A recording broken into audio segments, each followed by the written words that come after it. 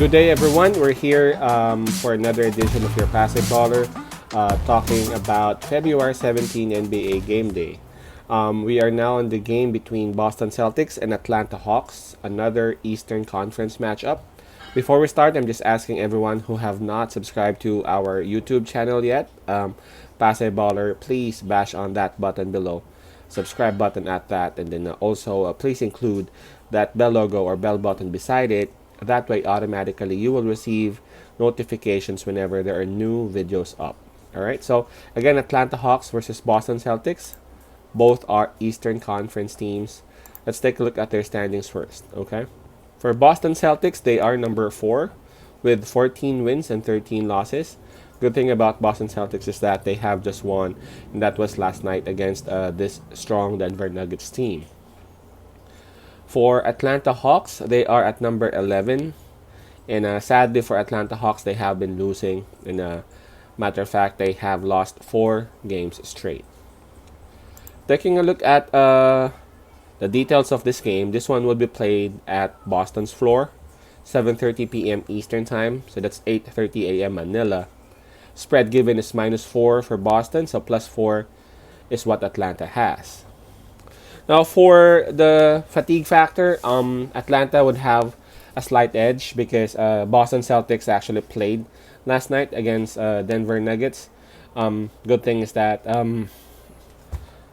good thing about that is that they won, number one, because again, as I mentioned, sometimes fatigue can be overshadowed by the excitement and the momentum that you have. So unlike you lost and then you would go in another game tomorrow, it's totally different, man. So, but nevertheless, I would still be giving an edge to Atlanta going to this game because again, they were resting last night when Boston Celtics was going up against Denver Nuggets.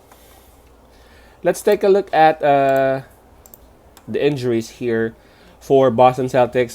They're all the same. Langford and Smart, they are both out. And for Daniel Tice, it's still unsure. They are still unsure whether he would be able to suit up for this game. He did not play last night, but they were still able to come up with that needed win. Okay, now let's go to Atlanta Hawks, and this is something that has been hurting them, and this must be the huge reason as to why they're having such losing streak. They are missing a lot of players. Chris Dunn, DeAndre Hunter, they're missing him a lot. Rajon Rondo, and Bogdan Bogdanovic, they are all not available for tomorrow. Man, those 4 players could instantly give them impact in both offense and defense, and them missing them for quite some time now. Again, must be really one of the reasons as to why they have been losing. And for Tony Snell, he is still questionable for tomorrow, and it's still unsure whether he would be able to suit up or not. Okay, so looking at the details, if we try to elaborate stuff here, Boston Celtics got the advantage in the home court because we will be playing in Boston.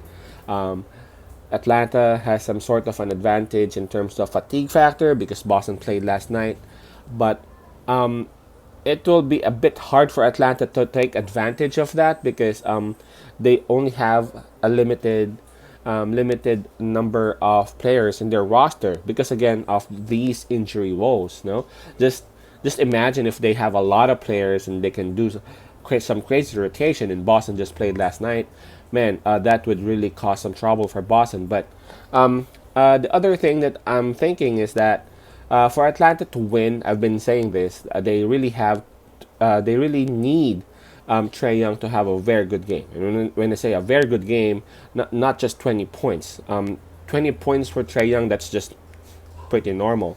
When I say a good game for Trae Young, I'm talking about him scoring around 30 points or so.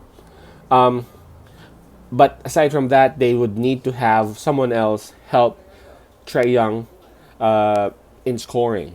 And honestly, one player or one supporter wouldn't really fix the problem, because they're going up against Boston Celtics, who got their big three, their own big three, playing. So I'm talking about Brown, Walker, and Tatum. I'm not sure if you guys watched the game last night. They were up against Denver Nuggets, and who's this? A Jokic, the Joker, actually scored 43 points for Denver Nuggets, but that 43 points of Jokic wasn't enough, because again, the big three of Boston Celtics were scoring, and you just can't do it alone. Matter of fact, Jokic actually had Murray help him out. Murray, I guess, had like 20 plus points or so. So you just can't really go head to head with against Boston without playing defense. You can't go head to head with them and just try to outscore them. That would be crazily impossible. But of course, you got Trae Young again. I'm repeating this. Trae Young would need to have a supporter. Would need to have a helper. Most likely it will be Capella who would be helping him out in both defense and offense. But again, they need someone else to step up their game. Gallinari, I can see, is possibly the one who can actually score more for them. And perhaps who's this? A Herter could also try to step up his scoring capability, but I really doubt that they'd be able to stop Boston Celtics in terms of Boston's own scoring, because I don't see Atlanta playing good defense for the past 10 games. Again, Atlanta has only won twice in their last 10 games, and I'm sure Boston Celtics know that, and they have a very smart coach. I'm talking about Boston Celtics, and I'm sure they would, instead of them being exploited by Atlanta because of their fatigue, it will be the other way around, because I'm not sure if you guys know. Also, the head coach of Atlanta won't be there because of some personal reasons. I guess his wife actually gave birth to their kids. Gave birth, so it will be their assistant coach McMillan, I guess, who would be taking over. So that's another factor, though. Sometimes it works, but most of the time it doesn't, because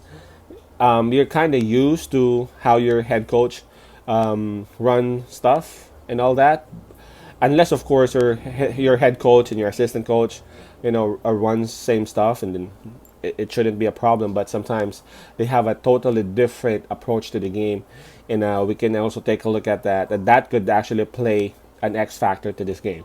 But my pick on this one would be Boston Celtics. By the way, I don't know if I mentioned the spread. It's -4. I'm quite confident about this one, even though Boston played last night. I'm picking Boston Celtics -4, and I think Boston Celtics is going for their back-to-back win.